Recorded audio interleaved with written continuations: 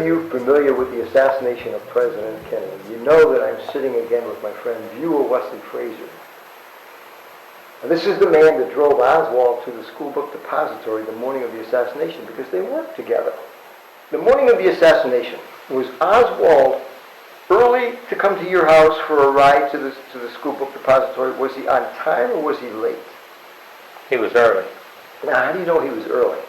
Because he got to my house, he put the package in the back seat of my car and come around and looked in the window, and my mother, who was there at the breakfast table with my nieces and myself, she looked up and she says, "Who's that man looking in the window?"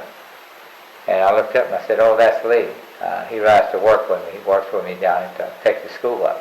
Now, normally when he would get a ride to work with you, it would be on a Monday morning. Yes. And would he usually meet you outside at the car, or would he knock at the door? How would you know that he was there and ready to go to work? Well, most of the times he would be coming down the sidewalk from Miss Payne's house, or I would stop in front of Miss Payne's house and blow the horn. Okay, but on this morning he was early. Yes. Now, Oswald, at the time of the assassination, was 24 years old. You were just a teenager. You were 19 years old. That is correct. So you were 5 years younger than Lee Harvey Oswald. Yes. And he was depending upon you for a ride to work on the day of the assassination, or on the day that the Warren Commission says he was going to kill President Kennedy. He's depending upon a 19-year-old kid for a ride to work. Yes, he did depend on me. Yeah. And then it's a Friday morning. So, to me, wondering the kinds of guys I knew back when I was 19 years old on a Friday morning, they might have said, "I'm not going to work today."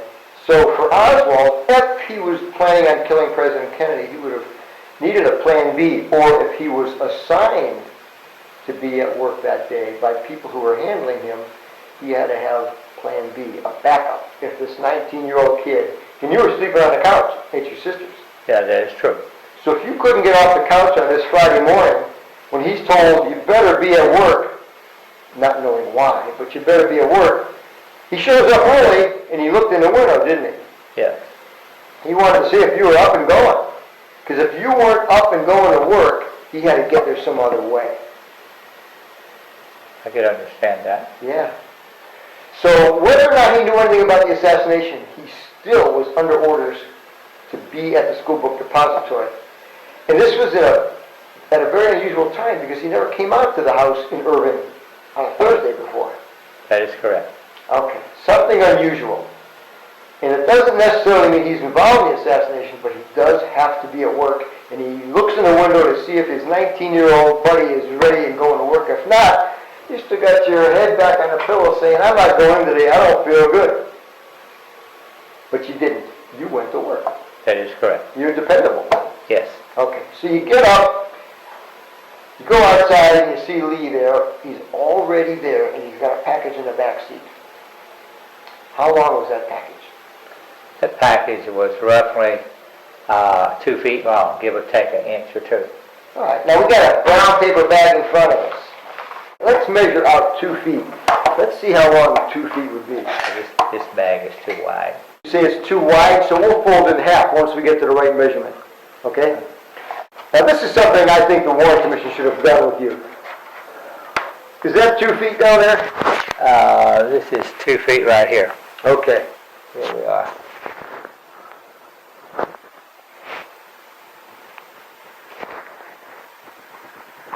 Okay. Now, you fold the bag, please, at 2 feet. Okay, fold the bag to 2 feet. Now I said 2 feet, give or take an inch. Oh, I understand. And, we know after 51 years, give or take an inch, that's fair play. Okay, so the bag was about this long. Yes. The bag was also about half the width. Let's see, you see where this is here? Let's follow this, where the paper right here. Okay.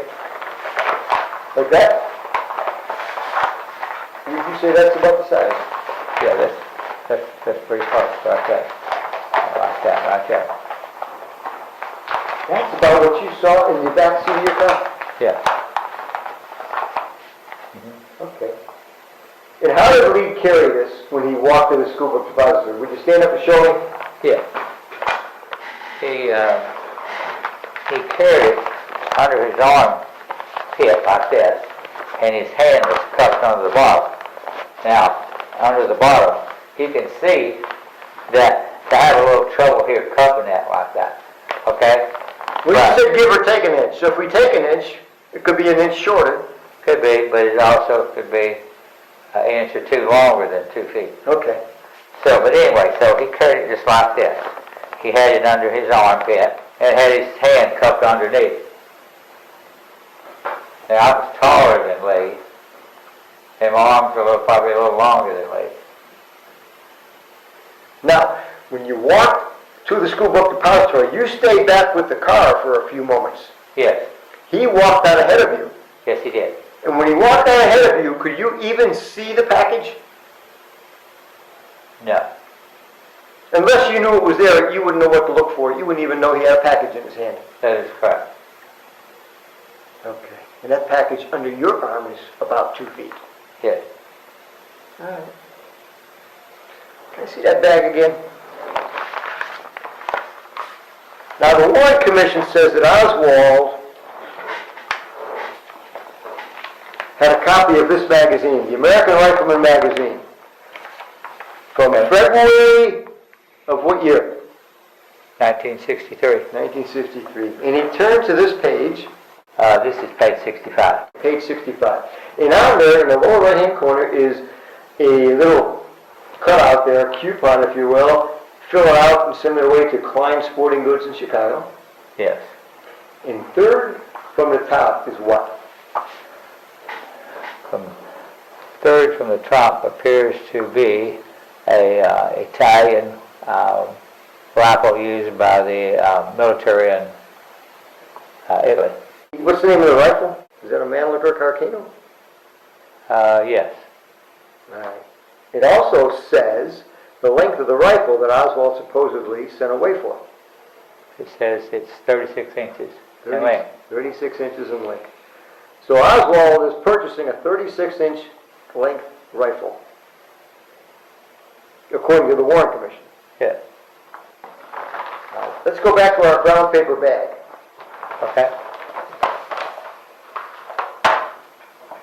Would you do for me what the Warren Commission should have asked you to do way back then and measure off 36 inches? Okay. I'll hold it down at this end, Buell. Okay.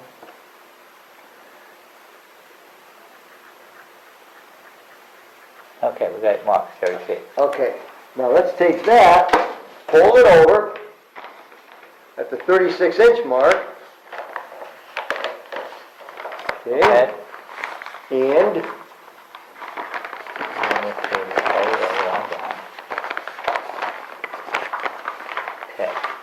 okay, put this end under your arm, please. Okay.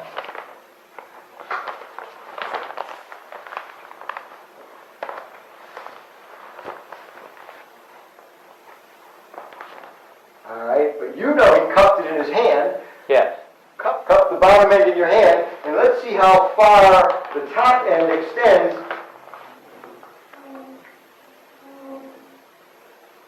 Now, if Oswald was walking to the school book depository holding a brown paper bag that was 36 inches in length to hold a 36-inch rifle, it stood out all the way above your ear to your head, Yes. top of your head. Is that what he carried? No. Okay. Can I see the brown paper bag one more time, please? The Warren Commission, Commission Exhibit number 139. This was Commission Exhibit number 142. Commission Exhibit number 139 was the rifle that was carried out of the school book depository on November 22nd. Now, this rifle here has a sling mounted on the bottom. The rifle that Oswald supposedly took his photograph with in the backyard on Neely Street had slings, the sling attachments connected on the bottom, but the rifle that was brought out of the school book depository was 40.2 inches in length and had a sling connected on the side. Clearly not the same rifle. The rifle from the school book depository was never connected to Lee Harvey Oswald. That's why Lee Harvey Oswald could never go to trial. 40 inches. Would you measure out 40 inches in length for me, please? The length of the rifle from the school book depository. I'll hold it at the bottom.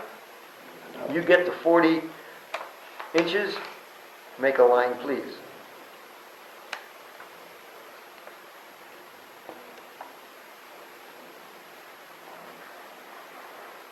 Okay.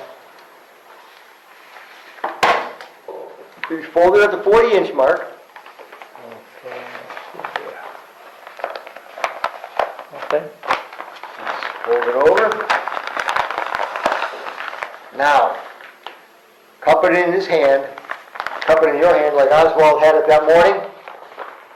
And a 40-inch rifle. Move down here so we're on the camera.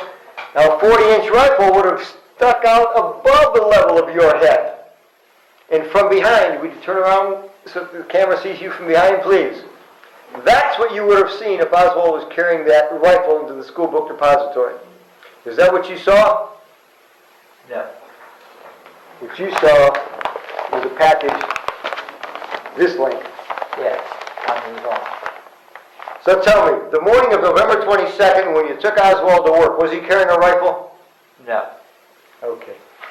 All right, Buell, I really appreciate you helping to clear this up because I don't think anybody could know better than you. You were the only one that saw him with the curtain rods, that package, that morning. Well, my sister saw him carry it across the street because she was at the sink washing dishes there, the same one that he looked in. But she was not there at the time he looked in the window, but she saw him carrying a package in his hand. That's what your sister Lenny made? Yes. Okay. So she did see him carrying a package also? Yes. But it wasn't the long 40-inch rifle? Right, no. West. Who was Troy West? Troy West was a man that worked for the Texas School Book Depository. West, what his job was there at the School Book Depository was that he was a packer. When we would bring the orders down,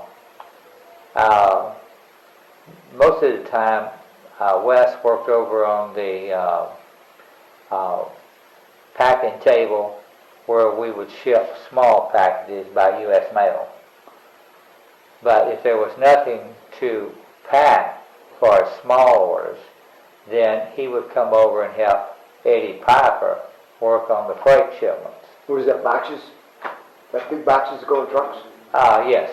But that, on a freight shipment, you might have, say for instance, you could have 10 cases of different items when I say items, different titles of books, but then you might have 3 loose of one title, 4 loose another, and you take a box and put the loose books would be put into a case and it would be packed and be marked mixed. And so when they arrived at their destination, the person checking in the books would be looking and said, well, I need 7 cases on this and 3 loose. Well, he would know that the 3 loose would be in the case mixed. Okay. But Troy was the man who sat at that table, the bench, where they had the packing paper. Yes, he did. Okay. Did you ever use packing paper, or was it always Troy's job to do it? I never did use any myself for anything personal or anything like that. Now, a couple of times I didn't have anything to do out there, any orders, and the guys were behind. So I asked Junior, I said, what can I do to help them? Well, Junior Jorman had already checked the order. He'd say, put it in a certain size box, and I would take and take some of the brown paper and wad it up to make a packet, and put it in the box, and put the label on it, and then Wes and everything, he'd go ahead and close it. Who's West? That's Troy Eugene West? Yes. Okay, that's Yeah, what you he would call close it. But that only happened 1 or 2 times the whole time I worked there, because the guys, they had their job to do, we had our job to do, but we all worked together. But did you ever see anybody just go to the packing table and take paper? No. No, nobody ever just walked up there and ripped off paper and walked Because it away. was on a big roll and they would pull it off to wrap whatever package or use it for packing, take it off and tear it, and wad it up to help, say like for instance, if you were putting books into a case and they didn't, it had a little bit of space in there that was, you could put a book in and then you take some paper in there and put it in there. As a spacer, it's just Yeah, take up space. spacer. Yeah. And sometimes they had scored away because I really didn't work on packing table because I can't tell you a lot about that. But Wes and You Piper, didn't work on the packing table because you didn't have any need to go there. right, Neither did anybody else, neither did Lee. right. So if Lee or if you or if Junior were to be at the packing table, that'd be kind of an unusual event. Yes, And somebody would notice, especially Troy Eugene West. yes. But that was Troy's mainly job, was he packed the small partial post orders that we shipped by U.S. mail. Now, Back in those days, we didn't have FedEx and UPS. now, down the side of that brown paper bag that was eventually, down the side of the brown paper bag that became Commission Exhibit number 42 was tape. And Troy said in his testimony, now you testified before the commission once in Washington D.C. and once again about 4.5 months later in the post office building in Dallas. Yes. The first time you testified, you were in D.C. They brought you to D.C. They tried to confuse you a little bit. They tried to throw a couple curveballs at you. Yes. With the different papers and, they tried to confuse you with the two different wrapping papers. One was the original, one was a substitute. One was basically a fake. But the original had the tape running down the length of the package in little gear marks on the tape. Do you understand what I'm saying? Yes. The gear marks. So tell me about the gear marks. What were the gear marks from?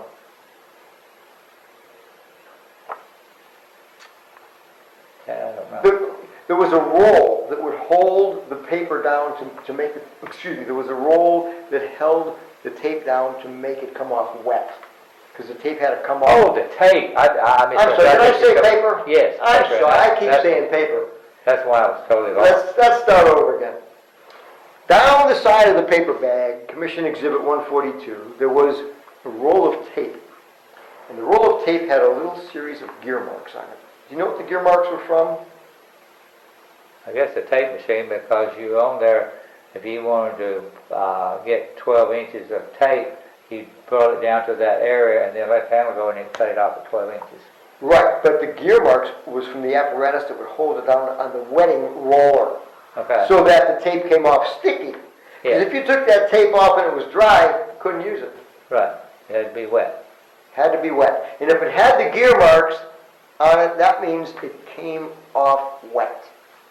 And the tape at the school book depository building that they said was Commission Exhibit 42, the bag that Oswald supposedly carried the rifle in that morning, had the gear marks on it, which meant that the tape in the bag was constructed at the same time, because the tape had to come off wet because of the gear marks. So Oswald couldn't have taken the tape home wet the night before, and you drove him home and didn't see him carrying anything. Right. Didn't see anything stuffed under his Of shirt. course, I wasn't looking for anything, but you could hear somebody walking next to you. You hear something crinkling, Yeah. and you would say, well, what are you carrying? What do you got? Yes. Well, I'm taking home some paper to make a sack to carry the gun in tomorrow. Didn't happen. Okay. All right. I appreciate you sitting with me again today, helping to clarify some of these issues that a lot of people want to make sure that we understand, because the Warren Commission didn't ask you these questions. The Warren Commission didn't try to understand it the way we're understanding it now. All right. Good seeing you again. I look forward to seeing you some other time. Thank you. Well, thank you. You have a good day. You too.